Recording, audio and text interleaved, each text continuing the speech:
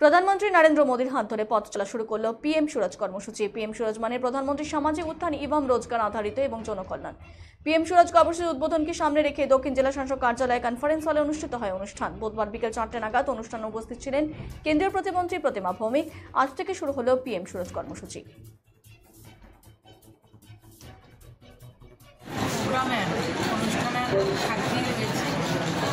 দেশের মাননীয় প্রধানমন্ত্রীর যে চিন্তাধারা, ওনার যে বিচার, যে সমাজের সবার অন্তিম পায়দানে যে ব্যক্তি রয়েছে, বঞ্চিত শোষিত, যেমন আমাদের এসসি কমিউনিটির ভাই বোনরা, ওবিসি এবং যারা সাফাই কর্মচারী ভারতবর্ষের এই ধরনের যারা রয়েছেন, তাদের জন্য গত 10 বছরে উনি কাজ করছেন। সামাজিক ন্যায় এবং ক্ষমতায়নের যে দপ্তরের রয়েছে তার মাধ্যমে বিশেষ করে এসসি স্টুডেন্টদেরকে স্টাইপেন্ড, ওবিসিদের জন্য স্টাইপেন্ড, সাফাই কর্মচারীর পরিবারের ভাই বোনদের জন্য যে স্টাইপেন্ডের ব্যবস্থা করা হয়েছে।